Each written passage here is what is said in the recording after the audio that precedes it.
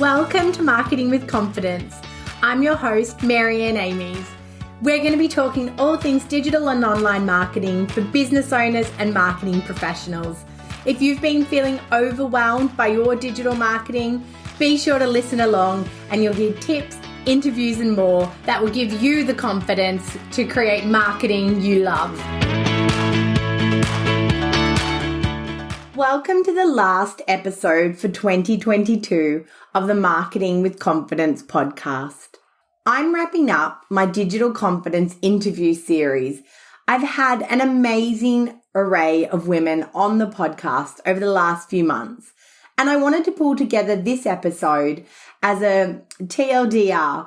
If you don't have time to listen to the outstanding interviews, this is a great summary of the highlights of what each interviewee brought to the table.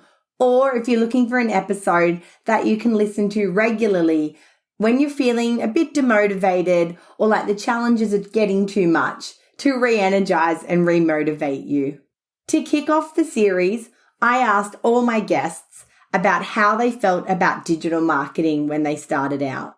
Here we'll hear from Kerry, Beck, Kemeny, Claudia and Marion about their thoughts about digital marketing when they first started. Kerry from Style Culture shares her beginnings in digital marketing. I was kind of pressured into starting a Facebook page. And if we take a step back, I was actually pressured. I was doing this thing called work and styling even before my website. And more people were saying to me, oh my gosh, why do you not have a website? Why can't you reach a broader audience? And I'm like, okay. My kids were still little. So it was working really well for me for a while. And once the website was up and running, I had joined Facebook previously, but I opened up my Style Culture Facebook page and I thought, oh, wow, I'm just going to gain 1 million followers in a day. And of course, that doesn't happen. And Facebook back then was very, very different. All about, single posts. I loved also hearing about Beck's reflections on ticking the boxes of the main digital marketing assets that were available at the time, but looking back now and wondering how effectively they were being used. Almost my digital journey runs in parallel with my business journey and progression. Yeah. And because I knew we were having this conversation, I reflected on it a little bit. And I think one of the things for me is that I really didn't have put much emphasis on digital marketing in the start of my business. Yeah. It's kind of strange in a way, but in the early days when I first started, which was 7 years ago, and a lot has changed in 7 years, right? Sure. But I think I ticked a few boxes. So I was like, well, yes, I should have a website. I think I had a Facebook page. And it was probably somewhat undercooked. And I may even have written the occasional blog. And that was really the extent of it. Yeah. So and I don't necessarily wear this as a badge of honor, but I do talk a lot about how probably for like the first 4 or 5 years of my business, I probably didn't really put any emphasis on digital marketing, which is like I can see the color draining from your face, Marianne. Gasp. Yeah. And I don't think there was any real reason for that. As a career marketer, my interview with Kemeny was so interesting. She had quite a different perspective on digital marketing and shared her thoughts about starting out in digital marketing, which were really more about the access to results and data that as marketers we'd never seen before.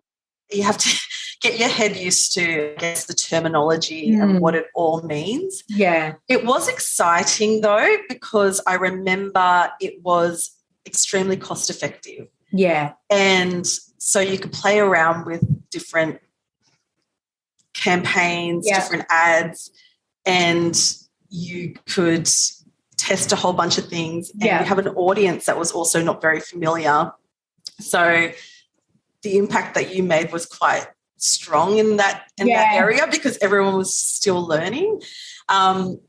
It still is quite cost effective. Yeah. However, there are a lot more people playing in this area. So, you still have to be quite targeted and more strategic in terms of your approach in that respect. But, it was really, really exciting because I also, remember back in the day being able to see results that you don't traditionally get in other areas. Yeah. Advertising like TV, viewership, print. I know. Like you just got to rely on that. Yeah. Yeah. Whereas then when you've got digital, you could actually say, wow, these people are seeing my ad. Yeah. They're interacting with it. Yeah. Especially if it was something specific with a core message to do something and they do it, you can actually see that. So that was really, really exciting. Yeah. Oh, absolutely. Like the data that is available to us.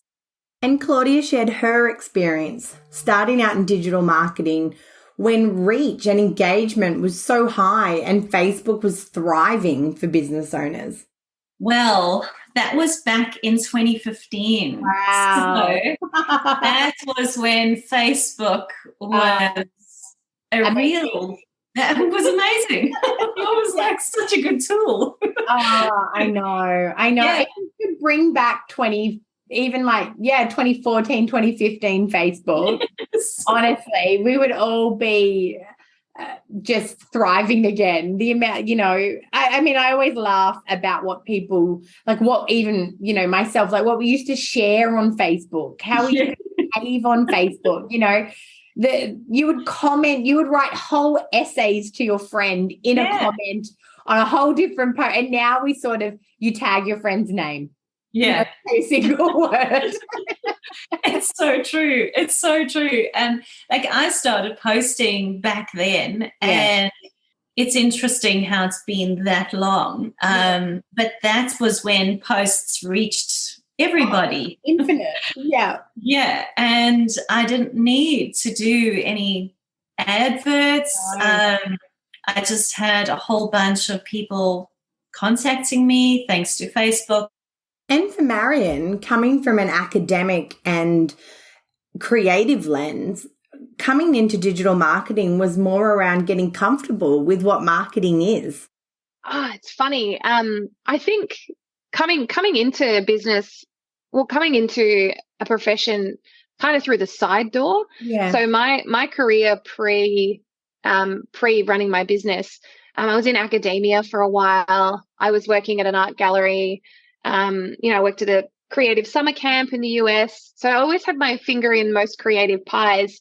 And then it wasn't really until I seriously started to work as a copywriter in the creative agency landscape that I started to actually understand what marketing is. And so I kind of came into the job being like, I don't even know what that means. And then it's like, oh, it's just letting people know what you do and asking for sales. It's like, okay, cool. On a very, very basic level, right? So I had to first come to terms with this idea of oh, I solve problems, as opposed to the more creative, the more artistic way of thinking, which is I express things and I create spaces for people to understand and come to terms with things. Next, I asked my interviewees what their biggest challenge has been with digital marketing. It's no secret that for many business owners and marketing professionals, when they first are faced with digital marketing, it seems like an insurmountable challenge. There's so much noise, there's so much change that it can be hard to feel as clear on the steps to take, and we can get a little bit intimidated by digital marketing. Here, Beck, Mel, Marion and Anita share what their biggest challenges were when they started out. There is that challenge of how do I make it work for me and make it feel authentic? And then equally challenge myself that it's not just my mindset going, I'm not going to do this because I won't be told, or I don't want to show my face, so I'm not going to do this. So making sure that I am keeping a balance too. So there is that authenticity piece. And then I think the thing for me as well is it's not the tech actually, because in my line of work, I'm not too bad with the tech. Yeah. I think part of it is keeping up with trend. Yeah. It just feels like it's moving so fast all the time, that keeping pace with that is challenging. And then just making sure that you are using all the opportunities. But, you feel like you just get to grips with one thing and then the next thing comes up. Like I had it all down pat and then you threw it all away. I know that a lot of listeners will probably resonate with a couple of with these two things. The first is around confidence and visibility. So we all know that we need to put ourselves out there in order for our ideal client to first see us, understand who we are, connect with us before we can then go on to nurture and convert them, right? So, but doing that, having the confidence and the courage to actually put yourself out there, it just takes a lot of work. And I've actually done a lot of work around this myself over the past 12 months and feel like, I'm gradually stepping into that. But still, every day it is a challenge. It is, all of those inner mean girl thoughts that goes around in our head. I know. So rude. I think the word compulsion is definitely true because, we're all addicted. Like let's not like pussyfoot around the issue. we're all addicted to being online. And it takes, it takes a lot of effort to step away and to not be as available and to not be so vocal, because of that fear that if I stop talking, if I stop producing, that people will leave, which, you know what, like if we're being honest, like, people do forget because we're all busy and there's so much noise happening all the time. But I don't necessarily think that's a bad thing. I think that I like the idea of just keeping a little bit of mystery to yourself and about what you do, and also taking care of yourself and understanding that, you're more important than, your mental health and your well-being is so much more important than keeping up with the Joneses. I had no idea what I was starting. I really had no idea what platforms. So obviously we did have a very strong presence in the Facebook group, but then I didn't know if we need a page. Why would we need a page when all the members are in the group? So we did start the page a lot later than the group. And then we introduced the website, and that was a learning curve on its on its own. And then we started Instagram. But I had no idea. Why would you post something on Instagram if you already posted on the page? However, with Instagram, we find that a lot of the content is consumed by our members who are also on the Facebook group as well. Even though they've seen the content elsewhere, they interact in a different way. And that's also worked really well. And then from then we moved on to newsletter and email, which because we had the group and because we had the website, I didn't think we will need an email. At that time, when we first started, I thought the email was so outdated. But as we stand now, we get such a great open rate. Our community opens the emails, the newsletters that we send, because we send high quality content. And it amazes me how you can serve different parts of your community via the different platforms as well. And from beginnings and progress, working through challenges, I asked my guests how they felt about digital now. And I share 3 really interesting insights from Kimani, Claudia, and Anita. Kimani feeling really in control of digital. Claudia recognizing that outsourcing is really her way forward, and Anita sharing how the ever-evolving platform is something she'll continue to strive to keep up with. It's such an important piece of our business. Honestly, it continues to be such a focus for us, and we're still learning and trying to test and get insights, daily with our activity. I love it. So the ability to be able to strategically target your audience, to identify effectiveness, to move them through the funnel is something that's hugely important for our business. And like you were talking about before, data, I'm a data nerd as well. I always understand what things mean. So the fact that you can do that is, it's something that's a huge positive when it comes to digital marketing. I feel I don't know enough. Yeah. And I like it's a whole different ball game, and it's not something I want to do alone. I've got too much on my plate. So it's this has gone into something that, like, you guys do it for a living. So it brings me frustration if I'm doing it on my own, because, as you say, it always changes and I can't keep on top of the trends. So I feel empowered in the way that I understand there's other things to it. Yeah. And I guess I could do it alone, but I don't want to. Things are evolving, and you kind of feel like you have to keep on top of it. Otherwise, you'll get swept into completely either new platform or new era if the tools get changed and you're not familiar with what's happening. So definitely a lot more confident than those 10 years ago when we first started. But there is still a world out there that I'm not familiar with, and not really. I don't. It's one of those things where I'm comfortable with where we are in terms of the Innovate Mums community. One of my favorite discussions throughout this interview series was the biggest learning that each person went through.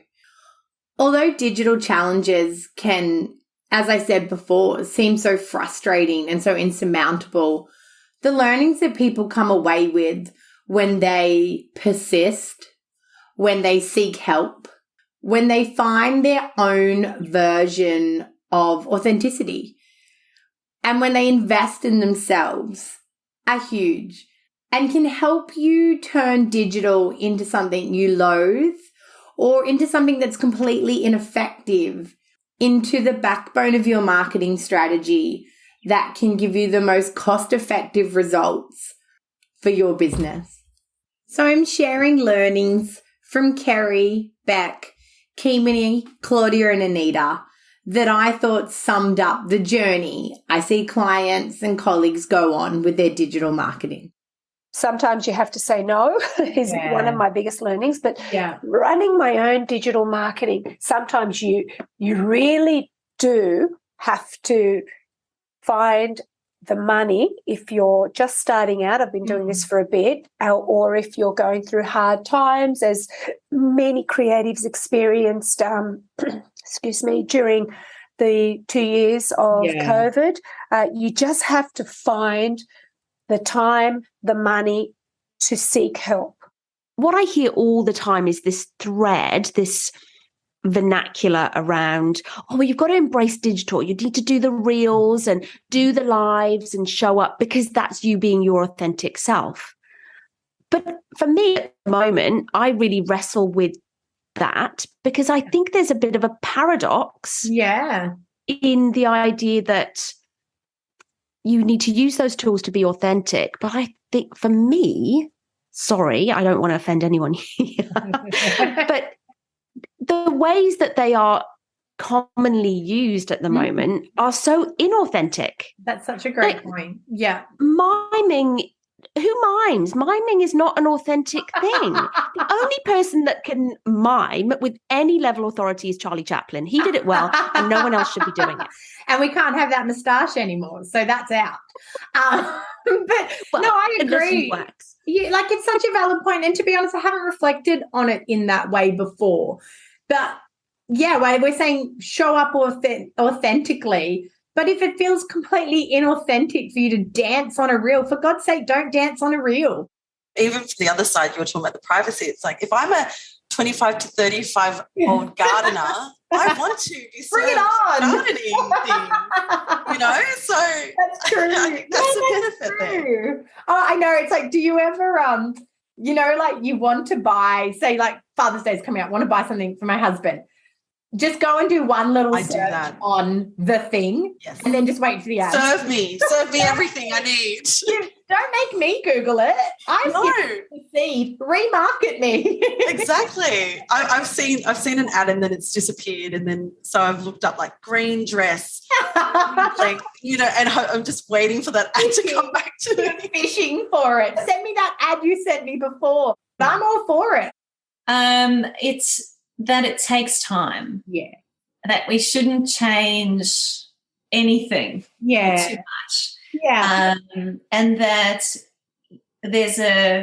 you can target a new audience, but you can retarget the audience that already clicked on things. Yeah.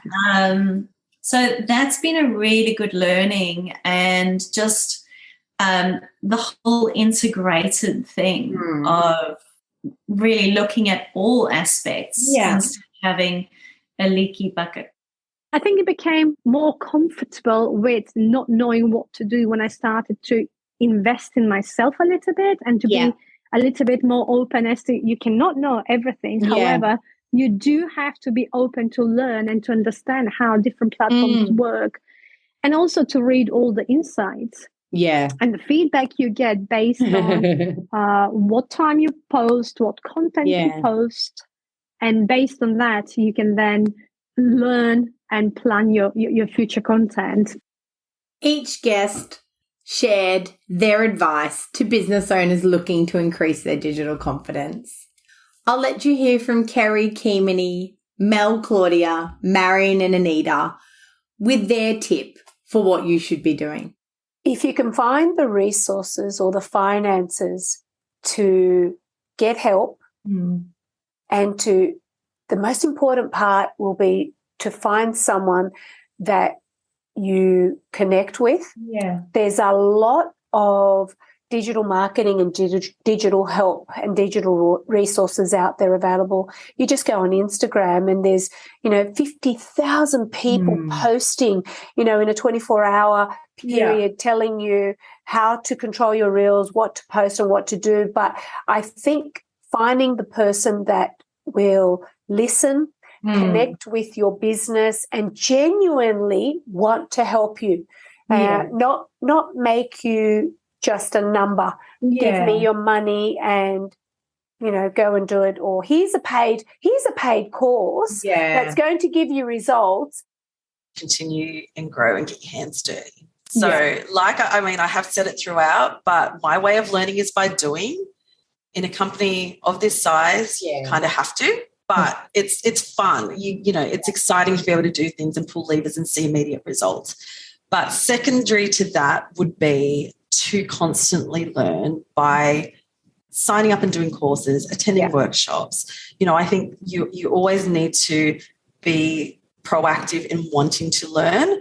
And, if you are in an organization similar to Total Image, you can get some key takeouts and be able to implement them straight away into your strategy and see if they work or not. And so it's not, taking something that you've learned and kind of putting it into a campaign that's a year away. You can include it in now. So, definitely getting your hands dirty. Yeah. Definitely always growing in terms of, learning what's actually happening in the digital space, because it's constantly evolving. It's constantly changing. Yeah. Better love to do things, right? Yeah. Always keep us on our toes. Exactly. So, if you want to know, then you need to seek out that information.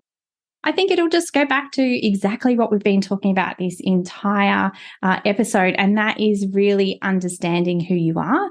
And when you understand that we are all in the market of content creation, we are all content creators at heart, and we need to be for our businesses to be successful. But as soon as we really step into exactly who we are and we feel that confidence, everything changes. Everything changes in terms of the ease. Everything changes in terms of, the visibility, and just creating that powerful content will really make a difference to your business 100%. Firstly, the word that stuck with me was patience, that you said. It takes patience. And having someone that you feel can lead you. Yeah.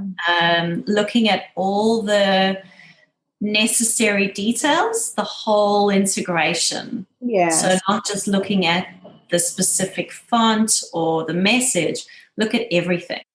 I think it kind of comes back to finding your voice.